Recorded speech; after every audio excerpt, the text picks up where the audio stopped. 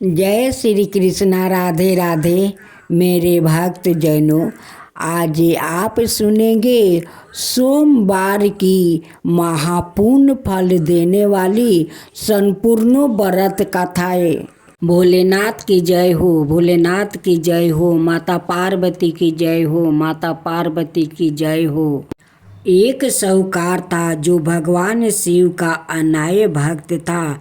उसके पास धन आए किसी भी चीज की कमी नहीं थी, लेकिन उसकी कोई संतान नहीं थी और वो इसी कामना को लेकर रोज शिव जी के मंदिर जाकर दीपक जलाता था।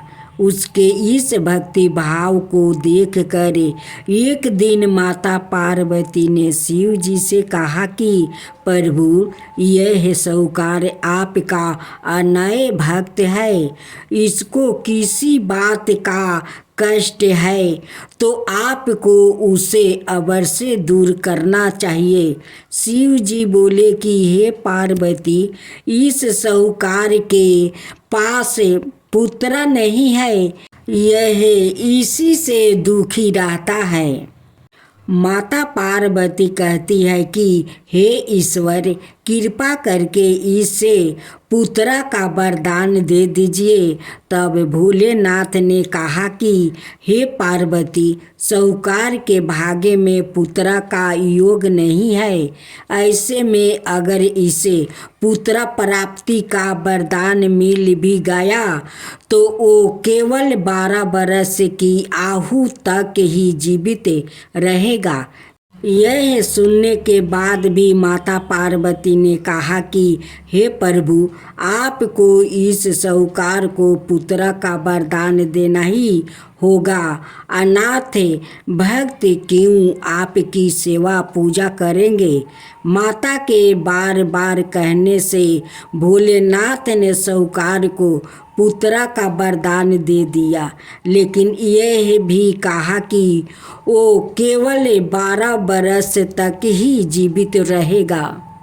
साहूकार यह सारी बातें सुन रहा था, इसलिए उसे ना तो खुशी हुई और ना ही दुख। वो पहले की तरह भोलेनाथ की पूजा अर्चना करता रहा।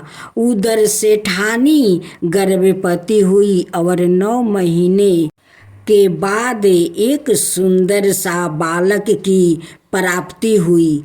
परिवार में खूब उत्साह मनाया गया, लेकिन साहूकार पहले ही की तरह रहा और उसने लड़का की 12 वर्ष की आयु का जिक्र किसी से भी नहीं किया। जब बालक 11 वर्ष की आयु हो गई तो एक दिन साहूकार की सेठानी ने बालक के विवाह के लिए कहा। तो साहूकार ने कहा कि वो अभी बालक को पढ़ने के लिए काशी जी भेजेंगे। इसके बाद उसने बालक के मामा जी को बुलाया और कहा कि इसे काशी पढ़ने के लिए ले जाओ और रास्ते में जिस भी स्थान पर रुकना वहाँ यज्ञ करते और ब्राह्मणों को भोजन कराते हुए आगे बढ़ना। उन्होंने भी इसी तरह करते हुए जा रहे थे कि रास्ते में एक राजकुमारी का विवाह था। जिससे उसका विवाह होने वाला था वो एक आँख से काना था।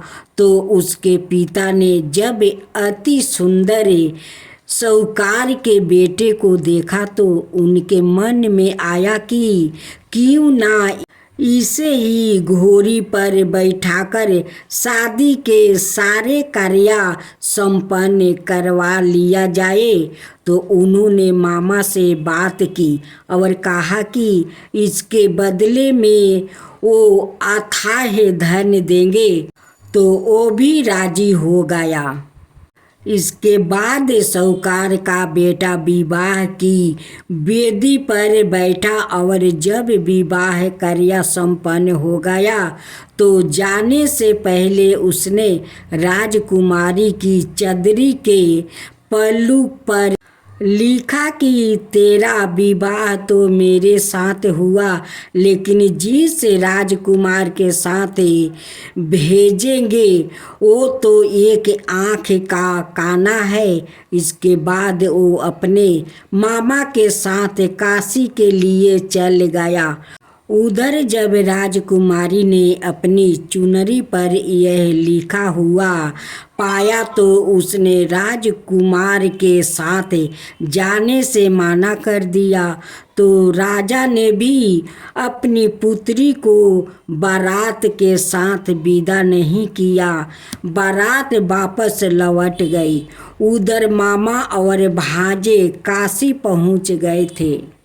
एक दिन जब मामा ने जग रचा रखा था और भांजा बहुत देर तक बाहर नहीं आए तो मामा ने अंदर जाकर देखा तो भांजे का प्राण निकल चुके थे।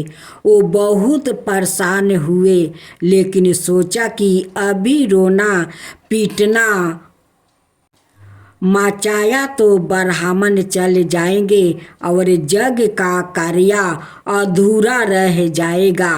जब जग संपन्न हुआ तो मामा ने रोना पीटना शुरू किया। उसी समय शिव पार्वती उधर से जा रहे थे तो माता पार्वती ने शिव जी से पूछा, हे प्रभु, ये कौन रो रहा है? तभी उन्हें पता चलता है कि यह तो भोलेनाथ के आशीर्वाद से जन्म हुआ साहूकार का पुत्र है। तब माता पार्वती कहती है कि हे स्वामी, इसे जीवित कर दीजिए। अनाथ रोते रोते इसके माता पिता के प्राण निकल जाएंगे। तब भोलेनाथ ने कहा कि हे पार्वती, इसकी आहु इतना ही थी सो वो भोग चुका है, लेकिन माँ के बार बार आग्रह करने पर भोलेनाथ ने जीवित कर दिया। लड़का ओम नमः शिवाय करते हुए उठा और मामा भांजे दोनों के ईश्वर को धन्यवाद दिया और अपनी नगरी की ओर लौटा। रास्ते में वही नगर पारा और राजकुमारी ने उन्हें पहचान लिया। तब राजा ने राजकुमारी को साहूकार के बेटे के साथ बहुत सारे धन धनाए के साथ विदा किया। उधर साहूकार और उसकी पत्नी छत पर बैठे थे। उन्होंने यह प्रण कर रखा था कि यदि उनका पुत्र सकुशल ना लौटा तो वो छत से कूदकर अपना प्राण त्याग देंगे। तभी लड़के के मामा ने आकर साहूकार के बेटे और बहू के आने का समाचार सुनाया, लेकिन वो नहीं माने तो मामा ने शपथ पूर्वक कहा। तब तो दोनों को विश्वास हो गया और दोनों ने अपने बेटे बहू का स्वागत किया। उसी रात साहूकार को सपने में शिव जी ने दर्शन दिया और कहा कि तुम्हारे पूजन से मैं प्रसन्न हुआ। इसी प्रकार जो भी व्याकृत इस कथा को पढ़ेगा या सुनेगा उसके समस्त दुखों दूर हो जाएगा और मन बचित सभी कामनाओं की पूर्ति होगी। अब सुने विनायक जी की कहानी। एक बार गणेश जी एक छोटे बालक के रूप में हथेली में चावल और चमचे में दूध लेकर निकले। वो हर किसी से कह रहे थे कि माई मेरी खीर बना दे, माई मेरी खीर बना दे। हर किसी से छोटे गणेश कह रहे थे माई मेरी खीर बना दे, माई मेरी खीर बना दे। लेकिन किसी ने नहीं सुना छोटे गणेश की बातें। एक बुढ़िया माई अपने दरवाजे पर बैठी थी। उसने कहा, लाओ बेटा, मैं बना दूंगी। वो छोटा सा बर्तन चढ़ाने लगी। तब गणेश जी ने कहा कि दादी माँ, छोटी सी भगौनी मत चढ़ाओ। तुम्हारे घर में जो सबसे बड़ा बर्तन हो वही चढ़ा दो। बुढ़िया माई ने वही चढ़ा दिया। वो देखती रह गई कि वो तो पूरा भर गया है। गणेश जी ने कहा, दादी माँ, मैंने नहा कर आता हूँ। खीर तैयार हो गई तो बुढ़िया माई ने पोते पोती खीर खाने के लिए रोने लगे। बुढ़िया ने कहा, गणेश जी आपके भोग लगाना कहकर चूल्हे में थोड़ी सी खीर डाल दिया और कटोरे भर कर बच्चों को दे दिया। पड़ोसिन ऊपर से देख रही थी। बुढ़िया माई ने सोचा यह चुंगली कर देगी, सो कटोरा भर कर उसे भी पकड़ा दिया। बेटे की बहू ने चुपके से एक कटोरा खीर खाई और कटोरे चौकी के नीचे छुपा दिया। अब भी गणेश जी नहीं आए। बुढ़िया माई को बहुत भूख लग रही थी। एक कटोरा खीर का भर कर केवाड़ी के पीछे बैठकर एक बार फिर कहा, जो गणेश जी आपके भोग लगाना और खाना शुरू कर दिया। तभी गणेश जी आ गए।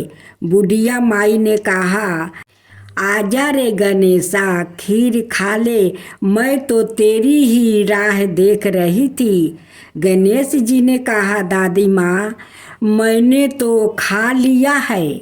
बुढ़िया माई ने कहा, कब खाए गणेश जी? गणेश जी ने कहा, जब तेरे पोता पोती ने खाई तब खाई, जब तेरी पड़ोसन ने खाई तब खाई, जब तेरी बहू ने खाई तब खाई, और जब तूने खाई तो मेरा पेट पूरा ही भर गया। बुढ़िया माई ने कहा, बेटा, और सारी बात तो सच है, पर बहू बेचारी का तो नाम मत ले।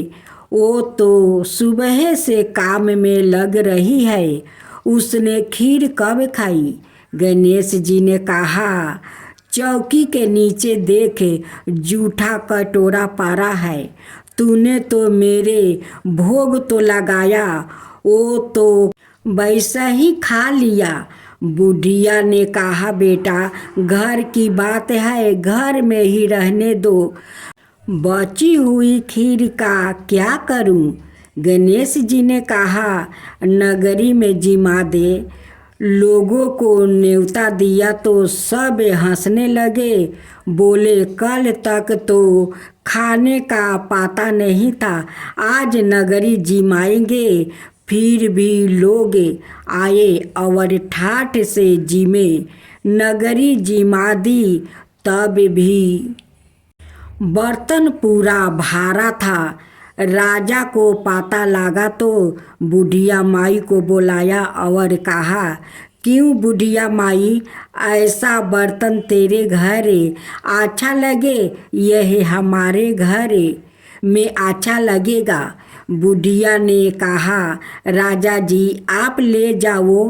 राजा जी ने खीर का बर्तन महल में मंगवा लिया। लाते ही खीर में कीड़ा मकोड़े बिच्छू किलकिला रहे थे और दुर्गंध आने लगी। राजा जी ने कहा, बुढ़िया, अपना बर्तन आपस ले जाओ, तुझे हमने दिया। बुढ़िया माई ने कहा, राजा जी, आप देते तो पहले भी कभी देते। यह बर्तन तो मुझे मेरे गणेश जी ने दिया है। बुढ़िया माई ने बर्तन वापस लिया। लेते ही सुगंधी खीर हो गई और आकर बुढ़िया माई ने गणेश जी से पूछा, बची हुई खीर का क्या करूं? गणेश जी ने कहा, झोपड़ी के कोने में खोद कर गाड़ दे। उसी जगह सुबह उठकर वापस खोदेगी तो धन का 2 बर्तन मिलेगा। ऐसा कहकर गणेश जी अंतर्ध्यान हो गए। जाते समय झोपड़ी के लात मारते गए तो झोपड़ी के स्थान पर महल हो गया। सुबह बहू ने खुरपे लेकर पूरे घर को खोद दिया तो कुछ भी नहीं मिला। बहू ने कहा, सासू जी, थारो गणेश तो झूठे हैं। सास ने कहा, बहू, हमारे गणेश झूठो तो नहीं है। ला, मैं खोद कर देखूं। वो सुई लेकर खोदने लगी तो टन टन करते 2 धान के बर्तन निकल आया। बहू ने कहा, सासू जी, गणेश जी तो सच्चो ही है। सास ने कहा, गणेश जी तो भावना के भूखे हैं। हे गणेश जी, जैसा तुमने बुढ़िया माई को दिया वैसा ही सबको देना। कहानी कहने वाले, हुंकार भरने वाले, कहानी सुनने वाले सबको देना। गणेश जी की जय हो, गणेश जी की जय हो। अब आप सुनेंगे देवी काली की कथा। देवी काली को शक्ति का साक्षात स्वरूप माना जाता है। माता रानी अपने भक्तों पर दया दृष्टि रखती है, लेकिन दुष्ट और दुराचारियों पर विध्वंस भी करती है। महिषासुरी अति बलशाली दैत्य था, जिसका संहार देवता भी नहीं कर सके। इसलिए देवी काली का जन्म हुआ। धार्मिक ग्रंथों में माँ काली के जन्म यह अवतार को लेकर कई मत है, लेकिन सबर मनाए मत यही है कि माँ काली का अवतार दैत्यों के संहार के लिए हुआ था। नवरात्रि में हम नव दुर्गा यानी माँ दुर्गा के 9 अवतारों की पूजा करते हैं, लेकिन जब दैत्यों के संहार के लिए माँ काली का जन्म हो चुका था तो फिर क्यों माँ दुर्गा को कई अवतार लेने पड़े? आइए जानते हैं इसके बारे में। काली माँ की कहानी छठी सातवीं के देवी महात्म्य के प्रथम अध्याय में काली को महाकाली के रूप में दर्शाया गया है। वो भगवान विष्णु के सोते हुए शरीर से देवी योग निद्रा के रूप में पैदा हुई, ताकि ब्रह्मा और दुनिया को 2 राक्षसों मुद और कदब से बचने के लिए उन्हें जगाया जा सके। एक बार जब विष्णु जागे तो उन्होंने उन राक्षसों के खिलाफ एक लंबा युद्ध शुरू किया, लेकिन वो अभी भी पराजित थे और अपनी सफलता पर गर्व कर रहे थे। यह देखकर महाकाली ने महामाया का रूप धारण किया और दोनों राक्षसों को मंत्रमुग्ध करने के लिए चली गई। जब वो महामाया से विचलित हुए तो विष्णु ने उन्हें तुरंत मार डाला। बाद के अध्यायों में चंड और मुंड 2 राक्षस थे जो देवी दुर्गा पर हमला करते थे। दुर्गा इतनी उग्रता से जवाब देती है कि काली उसके माथे से निकलती है और उन दोनों को मार देती है। यहाँ काली को गहरे नीले रंग की तवाचा संधि हुई आंखों वाला एक पातला चेहरा और खोपड़ियों की माला के साथ बाघ की खाल का कपड़ा पहने हुए बताया गया है। बाद में उसी युद्ध में राक्षस से रक्त बीज जिसके सेनापति चंड और मुंड थे युद्ध में काली का सामना करते हैं।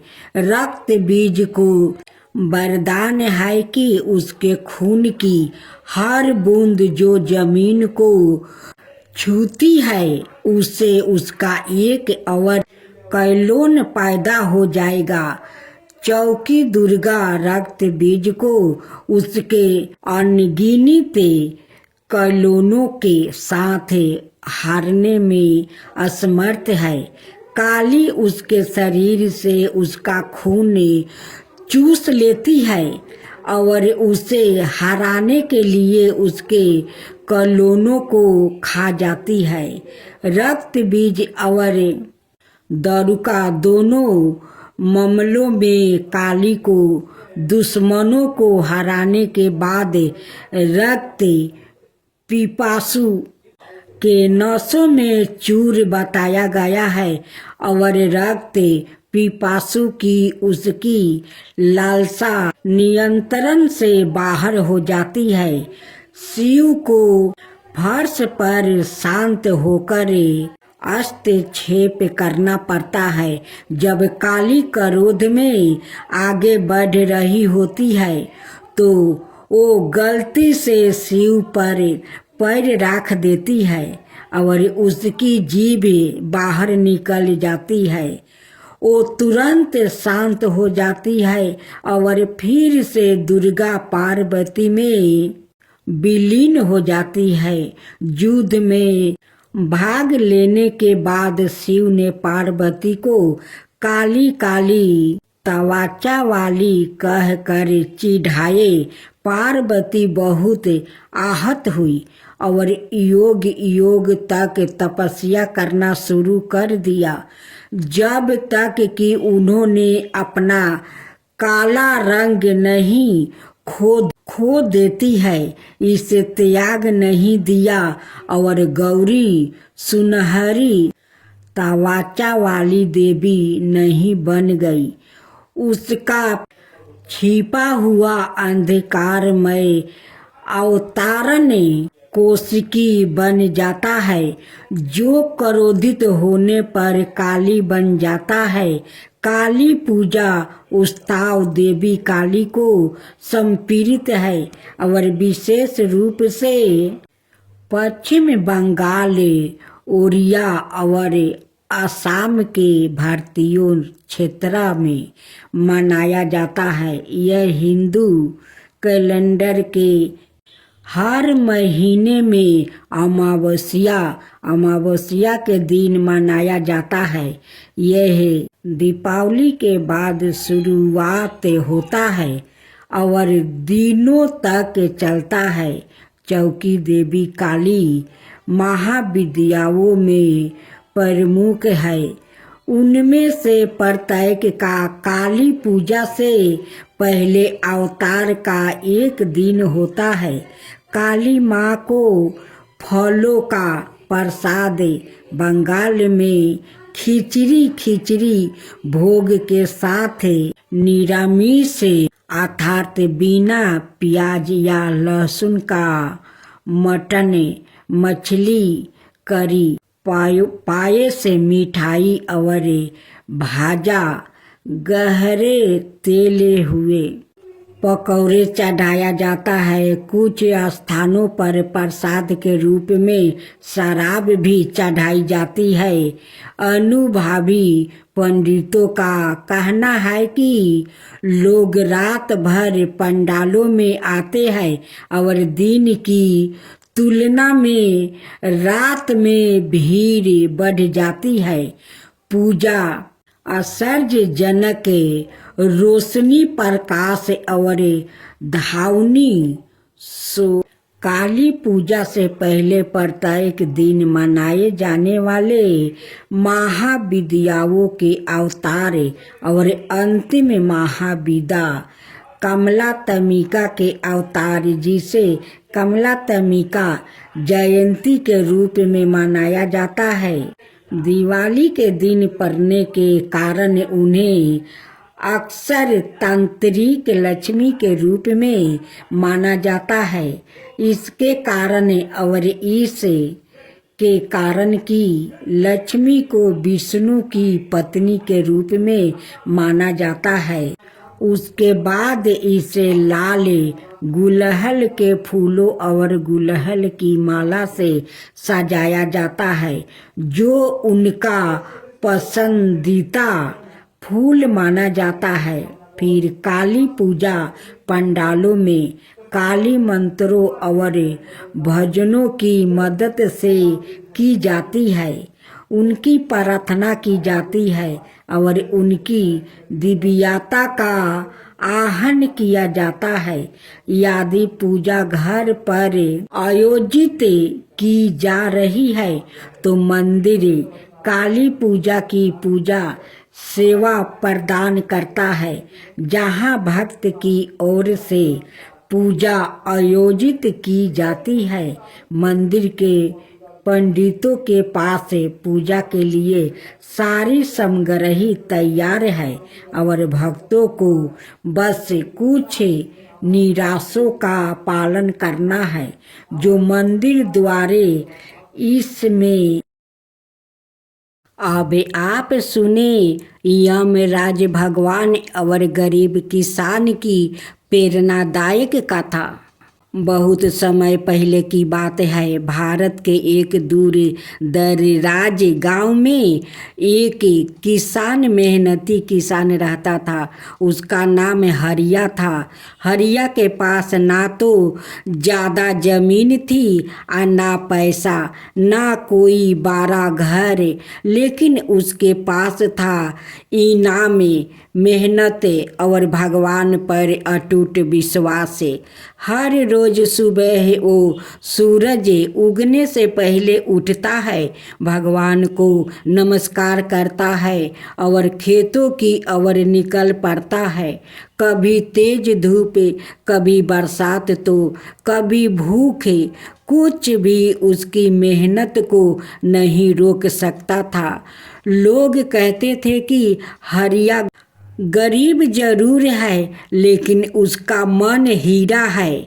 वो अक्सर एक ही बात दोहराया करता था, मेहनत से डर मत, भगवान देर करता है पर अंधेर नहीं करता है। एक शाम जब हरिया खेत में काम खत्म कर घर लौट रहा था, अचानक एक गहरी गंभीर आवाज उसके कानों में गूंजी, हरिया अब तेरा समय पूरा हो गया है, चल मेरे साथ। हरिया ने चौंक कर देखा, उसके सामने यमराज भगवान खड़े थे। उनका विशाल शरीर, सुनहरा मटुक, भयंकर रूप और उनके साथ उनका वाहन काला भैंसा भी था। हरिया ने हाथ जोड़कर नरमाता से कहा, प्रणाम यमदेव, अगर आपका बुलावा आ गया है तो मुझे चलना होगा, पर कृपा करके पहले मेरी बात तो सुनिए।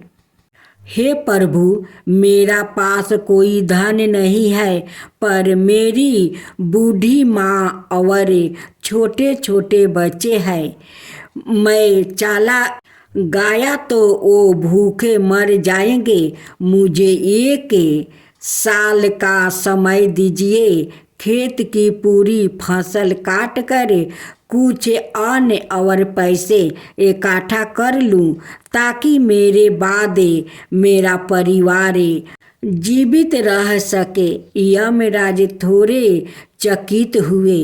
क्योंकि ज़्यादातर लोग मृत्यु का नाम सुनते ही रोने चिल्लाने लगते थे, लेकिन हरिया निडर था, बिन मरता था और सबसे बड़ी बात दूसरों की चिंता कर रहा था। यमराज बोले, हरिया, तू जानता है कि मृत्यु की निश्चय है, फिर भी तू डर नहीं रहा है। हरिया मुस्कुराया और बोला, प्रभु, मौत से कोई नहीं भाग सकता, पर अगर आप थोड़ी दया कर दे तो मेरे बाद मेरे बच्चों को भूखे ना रहना पड़े, यही मेरी अंतिम इच्छा है। यमराज ने कहा, ठीक है, मैं एक शर्त पर तुझे 1 साल देता हूँ, लेकिन मैं हर महीने तेरे पास 1 रुपये बदल कर आऊँगा। अगर तू मुझे पहचान गया तो साल पूरा हो जाएगा, अगर नहीं पहचाना तो यही से तुझे यमलोक ले जाऊँगा। अगले महीने एक वृद्धा भिखारी उसके खेत के पास आया। उसके कपड़े फटे हुए थे, वो भूखा था। हरिया ने तुरंत काम छोड़ दिया, उसे अपने घर ले गया, खाना खिलाया और बोला, आपका आशीर्वाद ही मेरा धन है। भिखारी मुस्कुराया और यमराज के रूप में विलीन हो गया।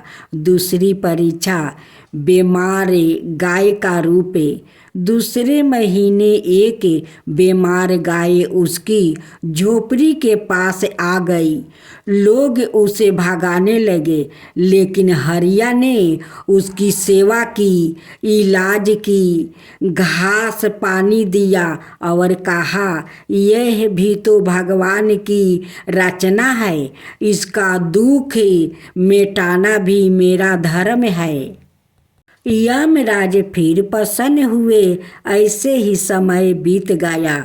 हर महीने यमराज अलग अलग रूपों में आते, कभी भूखा साधु, कभी डूबता बच्चा, कभी घायल पंछी, और हर बार हरिया अपने कर्म, करुणा और सच्चे दिल से उन्हें पहचान लेता। 1 साल पूरा हो गया। यमराज अपने असली रूप में प्रकट हुआ। उन्होंने हरिया से कहा, हरिया, तूने मेरी हर परीक्षा पास की है।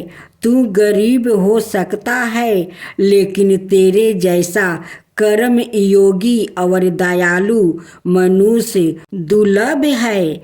अब मैं तुझे आशीर्वाद देता हूँ, तुझे अभी मृत्यु नहीं मिलेगी। तू लंबा जीवन जिएगा, सुखी रहेगा और तेरे बच्चों का भविष्य उजियाल होगा। यमराज आकाश में विलीन हो गया और हरिया की आँखों से आंसू निकल पड़े। खुशी के आंसू। गांव में यह बात फैल गई और हर कोई कहने लगा, भगवान कर्म को देखते हैं, रूप और धन को नहीं। अब आप सुनेंगे धरती मैया की कहानी। एक माँ थी, उसके एक बेटी और एक बेटा।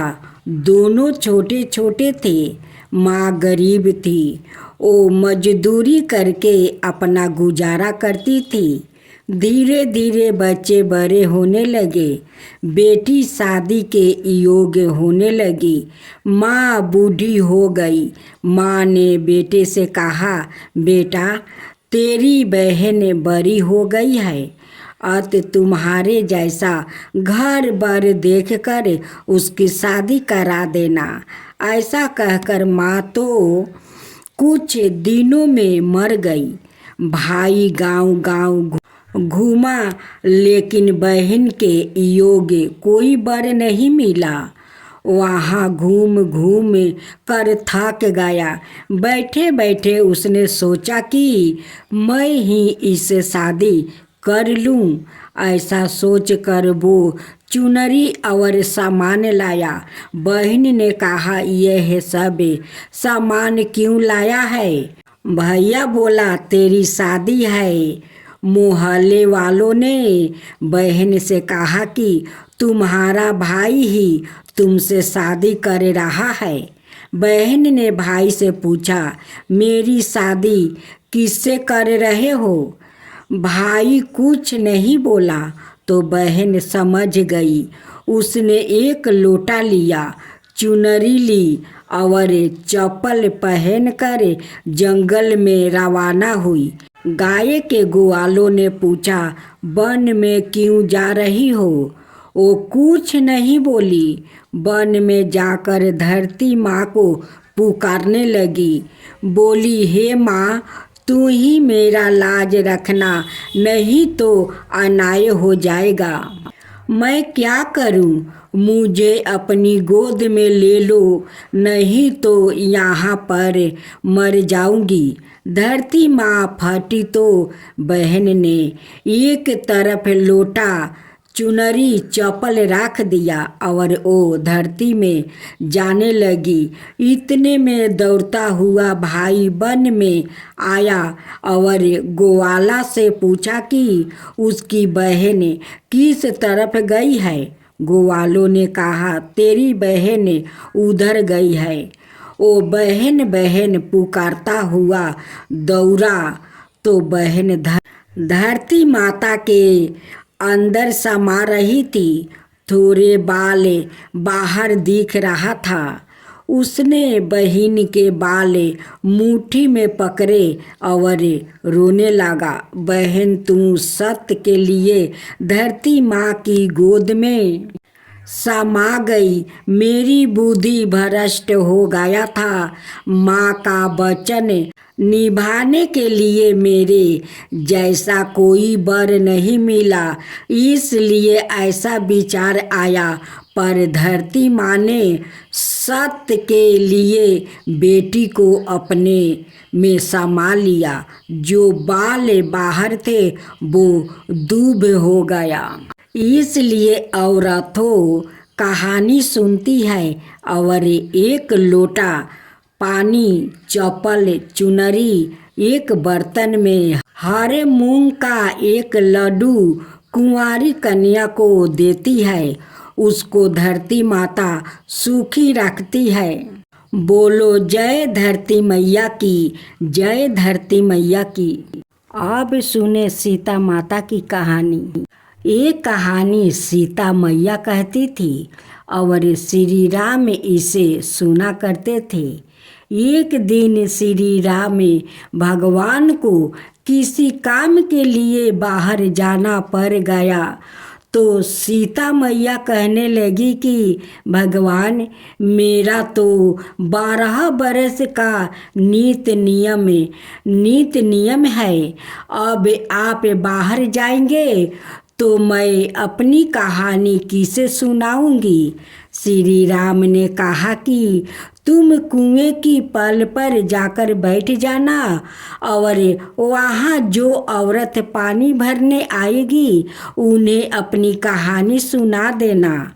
सीता मैया कुएं की पल पर जाकर बैठ जाती है। एक स्त्री आई। उसने रेशम की जरी की साड़ी पहन रखी थी और सोने का घारा ले रखी थी। सीता मैया उसे देखकर कहती है कि बहन, मेरा 12 बरस का नित नियम सुन लो। पर वो स्त्री बोली कि मैं तुम्हारी नित नियम सुनूंगी तो मुझे घर जाने में देर हो जाएगी और मेरी सास मुझसे लड़ेगी। उसने कहानी नहीं सुनी और चली गई। उसकी रेशम जरी की साड़ी फट गई। सोने का घारा मिट्टी के घड़े में बदल गया। सास ने देखा तो पूछा कि यह किसका दोष अपने सिर लेकर आ गई है? बहू ने कहा कि कुएं पर एक औरत बैठी थी। उसने कहानी सुनने के लिए कहा, लेकिन मैंने सुनी नहीं जिसका यह फल मिला है।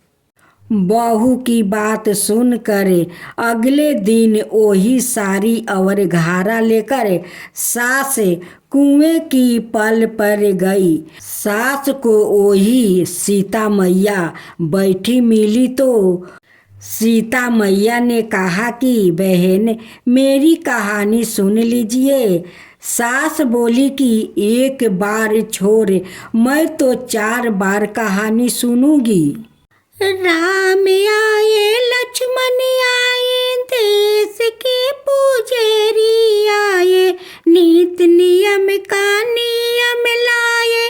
आओ राम बैठो राम, तपी रसोई जियो राम, माखन मिश्री खाओ राम, दूध बतासा पियो राम, सुत के पल का पोडो राम, साला दुसाला पोडो राम, साला दुसाला ओडो राम। जब बोलो जब राम ही राम, राम संवारे सबके काम, खाली घर भंडार भरेंगे, सबका बेड़ा पार करेंगे। श्री राम जय राम जय जय राम। सास बोली कि बहन, कहानी तो बहुत अच्छी लगी। कहानी सुनकर सास घर चली गई और उसकी साड़ी फिर से रेशम जरी की बन गई। मिट्टी का घारा फिर सोने के घारा में बदल गया। बहू कहने लगी, सासू माँ, अपने यह सब कैसे किया? सास ने कहा कि बहू, तू तो दोष लगा के आ गई थी और मैं अब दोष उतार कर आ रही हूँ। बहू ने फिर पूछा कि वो कुएं वाली स्त्री कौन है? सास बोली कि वो सीता मैया थी। वो पुराने से नया कर देती है, खाली घर में भंडार भर देती है। वो लक्ष्मी जी का वास घर में कर देती है। आदमी की जो भी इच्छा हो उसे पूरा कर देती है। बहू बोली कि ऐसी कहानी मुझे भी सुना दो। सास बोली कि ठीक है, तुम भी सुनो। और सास ने कहानी शुरू किया। राम आए लक्ष्मण आए, देश के पुजारी आए, नीति नियम का नियम लाए। आओ राम बैठो राम, तपी रसोई जियो राम, माखन मिश्री खाओ राम, दूध बतासा पियो राम, सुत के पल का पोढ़ो राम, साला दुसाला पोढ़ो राम, साला दुसाला ओढ़ो राम। जब बोलू जब राम ही राम, राम संवारे सबके काम, खाली घर भंडार भरेंगे, सबका बेड़ा पार करेंगे। श्री राम जय जय जय जय राम, श्री राम जय जय जय जय राम। कहानी सुनकर बहू बोली कि कहानी तो बहुत अच्छी है। सास ने कहा कि ठीक है, इस कहानी को रोज कहा करेंगे। अब सास बहू रोज सवेरे उठती है, नहाती धोआती है और पूजा करने के बाद नित्य नियम की सीता मैया की कहानी कहती है। एक दिन उनके यहाँ एक पड़ोसिन की औरत आई। अब बोली कि बहन, जरा सी आँच देना तो। वो बोली कि आँच तो अभी हमने जलाई ही नहीं। पड़ोसन ने कहा कि तुम सुबह 4 बजे से उठ कर क्या कर रही हो? फिर उन्होंने कहा कि सुबह उठकर हम पूजा करते हैं। फिर सीता मैया की नीति नियम की कहानी कहते हैं। पड़ोसन ने उनकी बात सुनकर फिर कहा कि सीता मैया की कहानी कहने से तुम्हें क्या मिला है। वो बोली कि इनकी कहानी कहने से घर में भंडार भर जाते हैं, सारे काम सिद्ध होते हैं, मन की इच्छा भी पूरी होती है। पड़ोसिन कहती है कि बहन ऐसी कहानी तो मुझे भी सुना दो। फिर वो बोली कि ठीक है, तुम भी यह कहानी सुन लो। राम आए लक्ष्मण आए, देश के पुजारी आए, नीति नियम का नियम लाए, आओ राम बैठो राम। सारी कहानी सुनने के बाद पड़ोसिन कहने लगी, बहन कहानी तो मुझे बहुत अच्छी लगी। अब वो पड़ोसिन भी नीति नियम सीता मैया की कहानी कहने लगी। कहानी कहने से सीता मैया ने पड़ोसिन के भी भंडार भर दिया। अब तो पूरे मोहल्लों में नीति नियम की कथा चल पड़ी। हर किसी की मनोकामना पूर्ण होने लगी। हे सीता मैया, जैसे अपने उनके भंडार भरे वैसे ही आप हमारे भी भंडार भरना, कहानी सुनने वाले के भी और कहानी कहने वाले के भी। अब सुने कृष्णा भगवान की कहानी। एक दिन मैया यशोदा दही मथ कर माखन निकाल रही थी। अचानक माँ को आनंद लेने के लिए बलराम और श्याम उनके निकट पहुँच गया। कान्हा ने माँ की चोटी पकड़ लिया और बलराम ने मोतियों की माला। दोनों माँ को अपनी तरफ खींचने का प्रयास करने लगे। बलराम कहते थे, माँ पहले तुम मेरी सुनो, और कान्हा कहते थे, नहीं मैया पहले तुम्हें मेरी सुननी पड़ेगी मैया, मुझे बड़े जोर की भूख लगी है, भूख से मेरा पूरा हाल है। चलो ना जल्दी से मुझे माखन रोटी दे दो। देखो ना, आज मैं खेलते खेलते बिल्कुल ही थक गया हूँ। मैं माखन रोटी खाकर जल्दी सो जाना चाहता हूँ। यशोदा जी ने कहा, बेटा दूध पी लो, या घर में नाना प्रकार के पकवान बने हैं, जो तुम्हारी इच्छा हो खा लो। कान्हा ने कहा, नहीं मैया, तो केवल माखन खाऊंगा, मेवा पकवान तो मुझे बिल्कुल ही अच्छा नहीं लगते हैं। तब तक तुम मुझे माखन नहीं दे देगी तब तक मैं तुम्हारी चोटी खींचता रहूँगा। माँ ने कहा, कान्हा अगर तू माखन खाएगा तो तेरी यह चोटी छोटी रह जाएगी, कभी नहीं बढ़ेगी। कान्हा ने कहा, माँ तू दाऊ भैया को तो कभी माना नहीं करती, वो तो जब भी मांगते हैं तुम उन्हें माखन रोटी दे देती हो, मुझे क्यों नहीं दे रही हो। माँ ने कहा, कान्हा देखो, पहले मैं दाऊ को भी माखन रोटी नहीं देती थी, वो भी मेवा पकवान खाता था और दूध पीता था, तभी तो उसकी चोटी लंबी चौड़ी है।